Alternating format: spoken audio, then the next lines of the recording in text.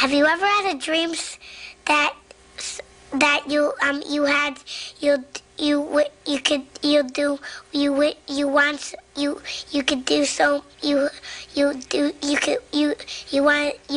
him to do you so much you could do anything?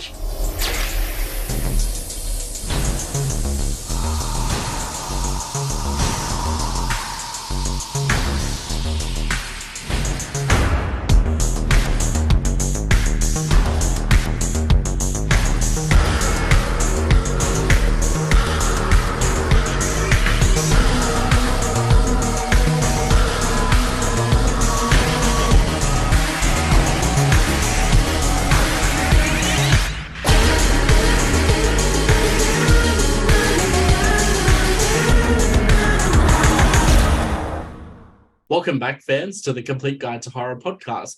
Today, we're pivoting to documentaries with The Nightmare, the 2015 film that analyzes sleep paralysis, spooky experiences, all to do with dreaming, nightmares. And I gotta say, I think this is one of the scariest documentaries out there. So I first stumbled upon this back in 2015. I think one of my hookups at the time actually was like, oh, you got to see this movie. I know you love horror movies. And I was like, oh, a documentary? It can't be that scary. It's just a documentary. Who cares? Don't you think that's fun? No. And then actually watching it, being like so unnerved with some of the sequences. You know, there's a lot of stories in this documentary where I'm like, did you really experience this? Or, you know, were you just on acid the entire time? Because that is actually one of the stories. And I'm like, yeah, okay, sure, whatever. But you know, I've referenced this documentary numerous times on the I Want to Believe series. And for me, this is one where I feel it actually gets sleep paralysis right. You know, I've mentioned that I've not necessarily had any experiences with sleep paralysis myself, but definitely like my older sister, some friends of mine. Coop, you even talked about it on our episode that we did together. Yep. I don't know, like a bit of a laugh or like a chuckle, like a breathy chuckle. Just really close to my ears.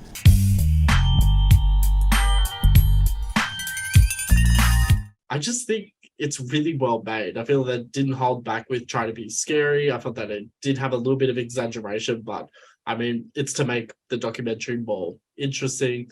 And I don't think this movie is actually seen by many people, nor is it really held up as a horror per se, as more opposed to a documentary. So, you know, this was my pick of the month along with the previous episode. But yeah, I'm interested to know, Coop, what did you think about The Nightmare? Well, shit, this is the scariest thing that we've covered on the podcast so far, I reckon. I've been told to watch this for years. My roommate gets sleep paralysis sometimes, and I think he's had it for a couple of years. And yeah, he's mentioned that it's like, yeah, you know, like it sort of just gets you into that mindset of like, then you're worried you're gonna have it that night. You know what I mean? Yes. And like that's even something that they talk about in the documentary. And even as I was watching it, I was like, oh, god damn it, because I've had it sort of sporadically throughout my life, and it's never a fun experience when it happens. And there is kind of like levels to it as well, where like it isn't as intense as it has been other times. And if it's a time, you know, where you know what's going on or can sort of get an understanding of what's going on, it's not as bad as when it can be when you're like, what the fuck? I thought it was really well made. Of course, some of the interviewees were, you know, maybe a little more sane than others.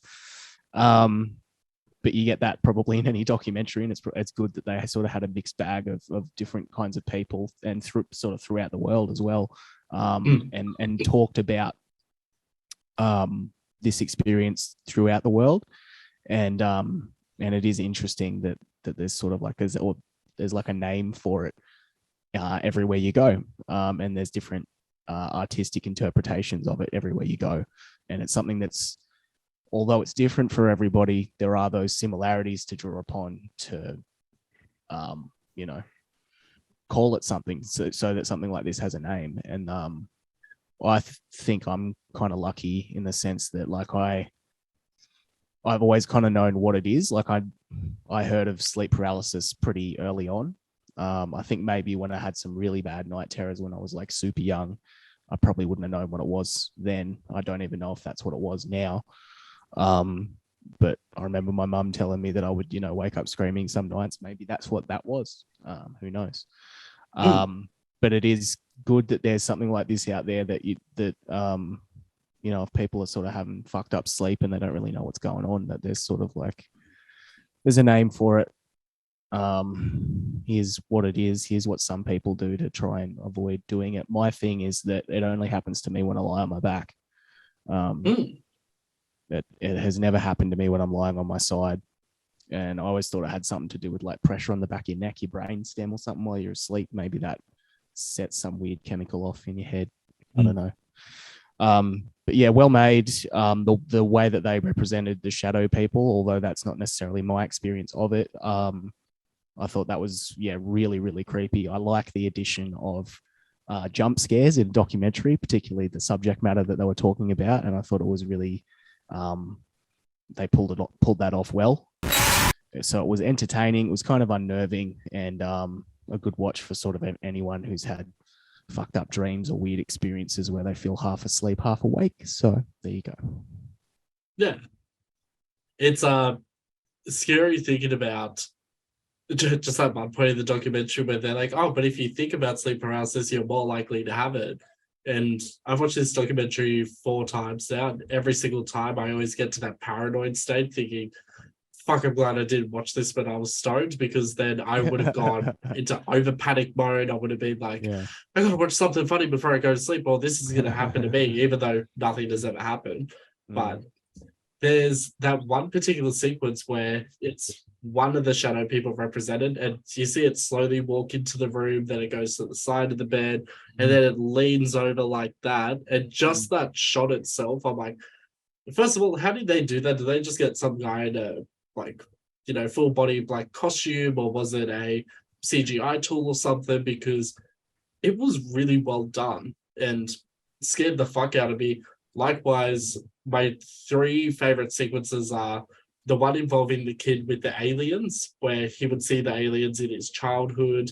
He would still see them as an adult, but he admits as an adult he saw them when he was on an acid trip with his girlfriend, and there was a blue form that was saying, oh, don't worry, they can't hurt you anymore. And he turns around and sees the same 2 aliens. I was like, fuck that. I would never want to see that on any kind of trip.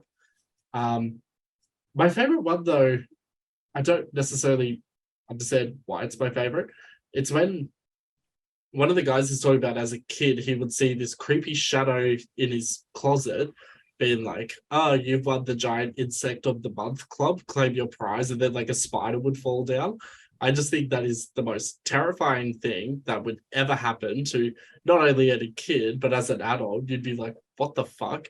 But then when he goes back to that same house and he sees the figure as a person, as opposed to a shadow or someone hiding behind the cupboard doors, and it's the same voice, I was like, how does that mean the house is haunted? Does that mean maybe he's got PTSD from his experiences as a child? Or, it's so unnerving. And then there's numerous other sequences in this movie involving cats, or involving orbs, or involving phone calls that, that sequence in particular also terrified me, where it's like, let me in. And then everything just like fucking earthquakes and shit. But anyway, before I get into the rest of all that, BP, what are your thoughts on The Nightmare? I think I didn't really know what to expect going into it. I have heard of sleep paralysis because my dad had it when he was younger. Even when we were younger and around him, I remember him saying stuff that had happened. So, as the documentary goes, I had a couple issues with this documentary. I guess we'll probably talk about the positives and negatives later on. But when I was watching it, I was a bit overwhelmed with how many cases were sort of being thrown at me and trying to remember locations and names of people and what had happened. So I think if they maybe dialed down and maybe just did like 3 or 4 main and kind of pushed on that, might have been a bit more understandable, because I kind of felt it was chopping and changing too quickly to sort of invest and understand what was going on. And when you're sort of doing an interview sequence, I would rather them leaving bits where they're like umming and ahhing and having a think rather than like cutting the scenes, because you could tell the cut scenes, and it sort of took away from the originality maybe of like the answer that they were trying to convey.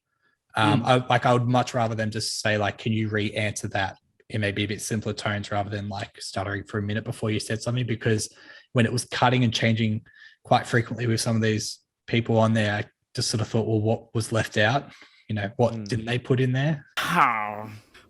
Why is it whenever I'm having fun, it's wrong? It is creepy because it is something that happens. And I've had 2 occasions in the last year where I think something may have happened with this, but I never really, I don't know, maybe I was dreaming it. I didn't have like the effects that these guys had where I, you know, woke up and I was sweating or anything like that, but it was kind of a bit creepy. And I watched it in the daytime, so I'm probably a bit better than watching it at night and going to bed and thinking about the movie. And I'm with both of you with some of the stories. I don't know if, you know, they just wanted some money, so they kind of made up some BS thing, because I'm sort of watching some and I'm thinking, yeah, right, that happened apparently. But yeah. As Coop said, I think it's good there is a documentary out there that is talking about this. There's not a lot out there that do something like this, and it is decent entertainment viewing. I probably wouldn't watch it again, but it was good insight as to, you know, people around the world that have had issues like this. So yeah.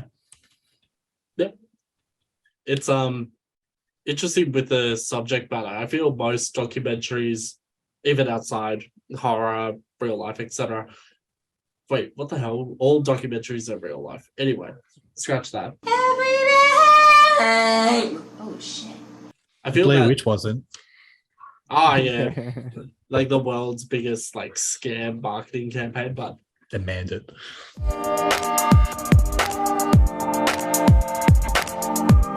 I said before earlier in this episode around that one particular story where the guy admits he was on LSD, so, you know, can we trust him? But at the same time, you know, maybe that is what really happened to him, and he didn't want to lie about the details because maybe he can't lie for shit or something. But there's definitely some other documentaries I've seen, not necessarily around sleep paralysis, but around like ghosts and hauntings and things like that, where straight away I'm like, I know that didn't happen because you copied that from a horror movie. Or likewise, there's like thousands and thousands of like ghost TV shows where it's like, ooh, we're going to investigate this allegedly haunted house, or it's people talking about their stories. I mean, I spoke about this in the I Want to Believe episode with Coop. There's a TV show called My Haunted House, which the way that it's produced, the way that it's written, even the so-called interviewees, it just all looks so scripted, so staged. There's no emotion behind what these people are talking about.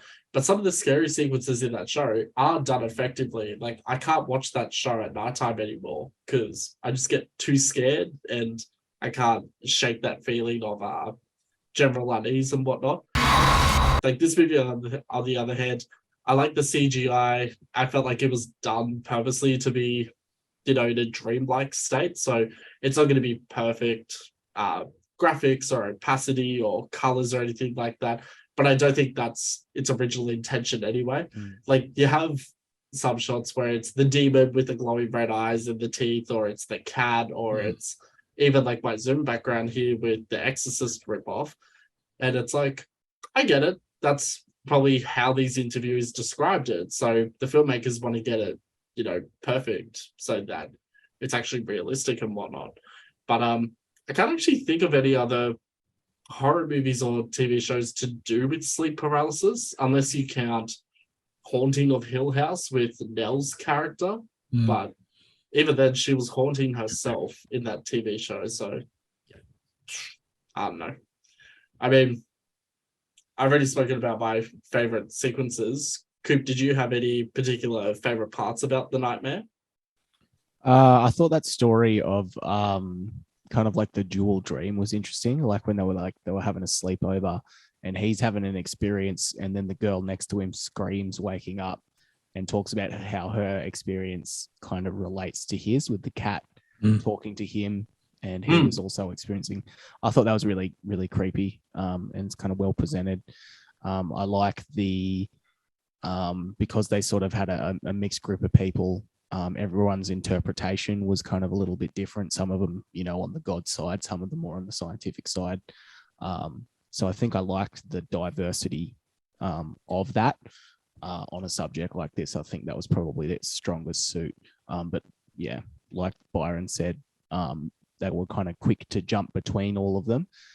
It was kind of hard to keep track of everyone's stories at the same time. So both a strength and a weakness, I guess. Yeah. And likewise, BP, did you have any favorite parts about the nightmare? The two sequences I thought were really creepy was the one with the little boy and the sequence with the three men walking in on him.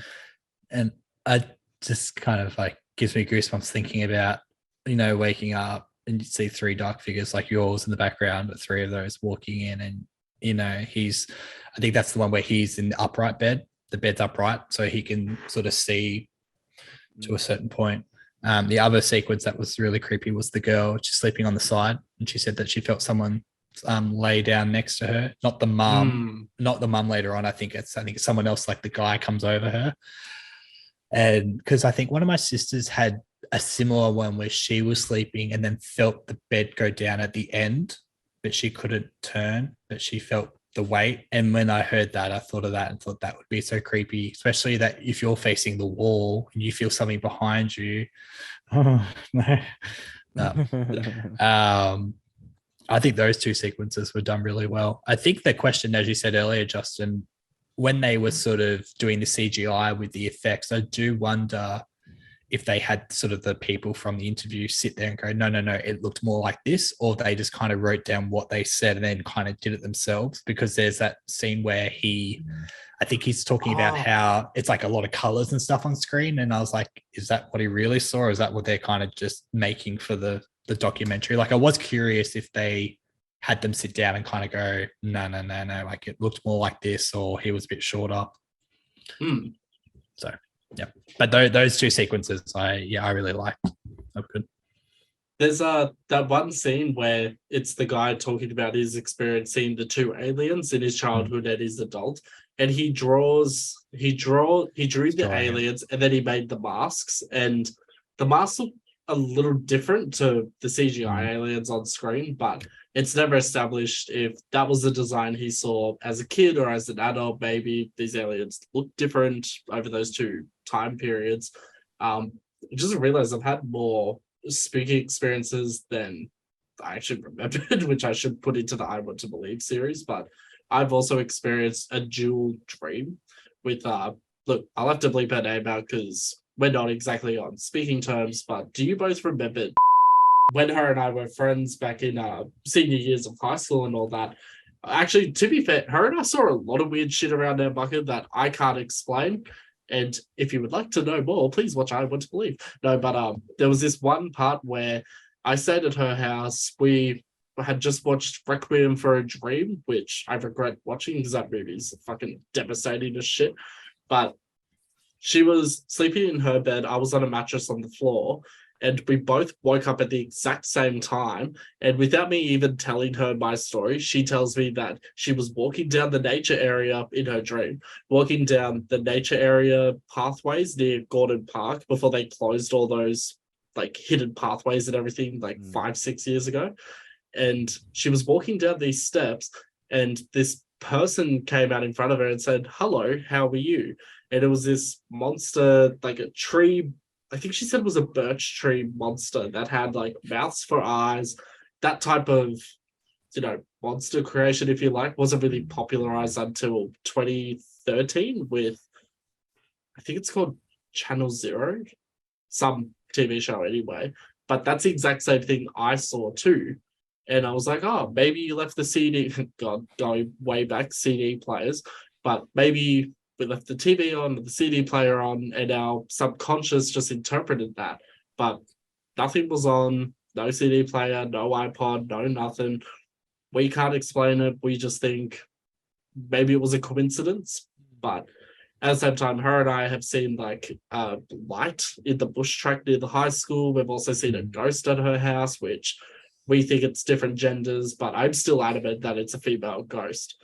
So take it for what it's worth. But I feel like this documentary plays in on people's like spooky experiences, whether it's sleep paralysis or whether it's just like general interactions with the paranormal, or just even that feeling of being on edge and just being like, fuck, I don't like this feeling. I want to stop watching this documentary or at least take a break.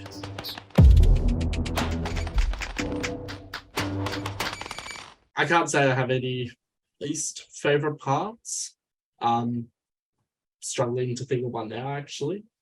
Actually, I think we could all agree that, the editing just could have been a bit more tightened so that maybe they focus on one story at a time, as opposed to, the whole Jordan Peele editing route where you think they're about to reveal something exciting next, then it cuts to a completely different story, new location, new names. And it's like, wait, is this part of the same story or is this a different story now? Like, I can't even remember their names.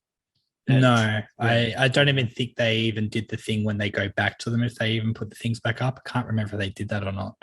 So I was just like, someone was in New York. I remember seeing New York. Yeah. I didn't see Australia, so there's no Australia on there, which I was disappointed. They're just like, sorry, Australians, you already have enough shit down there. I thought you were American. Coop, did you have any least favorite parts about The Nightmare? Completely agree with you that it was just too choppy and changey. Like it's like they were worried that people were going to lose interest, but it is interesting enough subject matter to let things rest as it's going along. It didn't need to be like boom, boom, boom, boom, boom, boom, boom. So I guess just sort of ease back a little bit with each of the stories and let them. What's the word I'm looking for? Let them flow naturally rather than just jumping between all the stories so quickly. I would rather them ramble for 3 minutes in one single take than cut it, because the information was crucial to sort of understand what they were going through. And as I said, you sort of wonder, well, what got cut out? Like, leave it in there. I mean, that's what makes a good documentary. Like, you want to feel what they're feeling.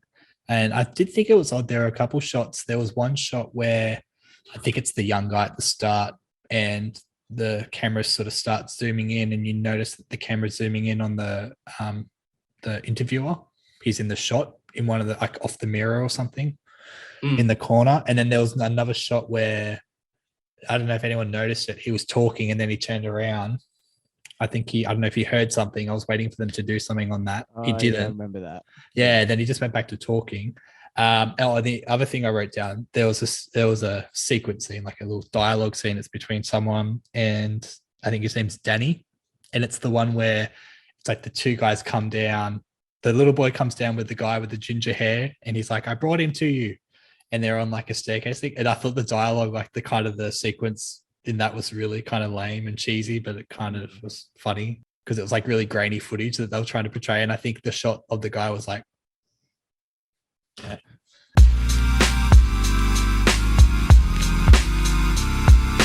Apart from that, like it's pretty decent. I think they just kind of finesse that little bit of that editing and just let it breathe, let it flow, and show one story rather than cut it up. I don't know if anyone's seen Unsolved Mysteries on Netflix. Fucking love Unsolved Mysteries, but I hate the Netflix version. I prefer the cheesy 90s, early 2000s version. I've only seen the Netflix version. I know there's like a prior like 15 seasons or whatever on before that. But the way they do their interview sort of sequencing, it is very just sort of long scenes, and it's very convincing. And I think they do a really good job. And when I watched this, I thought this is something that this movie should probably take some notes from, because I think personally the Netflix one's pretty good. It's pretty convincing as the documentary goes in terms of missing people and, ghosts and that sort of stuff. Yeah. I tried to get into the new Unsolved Mysteries, but my own nostalgia, I guess, overrides that, because I used to watch Unsolved Mysteries every day after school when my family first got it wasn't even called Foxtel, it was Ostar at the time, back in the early 2000s. So 4 p.m, get off the bus, there's Unsolved Mysteries, and it was filmed in the early 90s, but I didn't care. I love watching spooky shit about aliens or hauntings or whatnot. The new one, it feels like a polished version, even though it touches on the same subject matter, but I just don't find it creepy. So I find it hard to get into. But I just wanted to backtrack actually.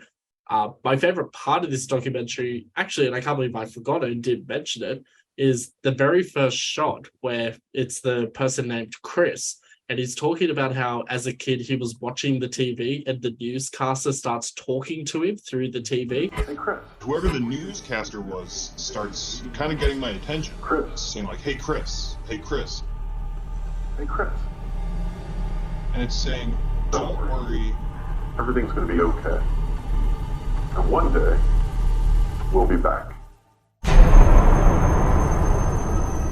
Holy fuck. Every time I watch that, like the hair rises on my arms. Like I just find that so terrifying, even though it's not terrifying itself. I always imagine, what if I was 6 years old and, I was glued to the TV as a kid? What would I do if that happened to me?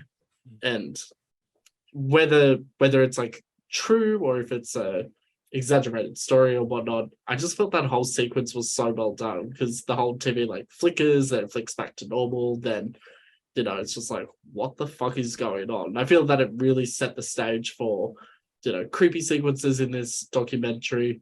But no, I have nothing but nice things to say about this documentary. Coop, did you have any final thoughts? Sleep paralysis isn't fun, but this documentary is good. Nice. Do you have any tips for people so that they also don't get sleep paralysis? Well, yeah, like I said before, my thing is it only happens to me when I'm on my back, and I generally don't sleep on my back. It's sort of like if I'm like watching TV or something in bed, or if like I'm out on the lounge or something and I happen to be sort of like in a sitting up or just on my back position. That's sort of seems to be when it happens to me, but for everybody it's different, and it just seems to either strike frequently, infrequently, sporadically. Yeah, it doesn't seem to have a, what's the word? I don't know. Pattern. Like for a lot of like it doesn't seem to have a sort of pattern for a lot of people, but that's sort of in my experiences, that's all I've noticed is that it's always on my back. So take that advice to the bank or don't.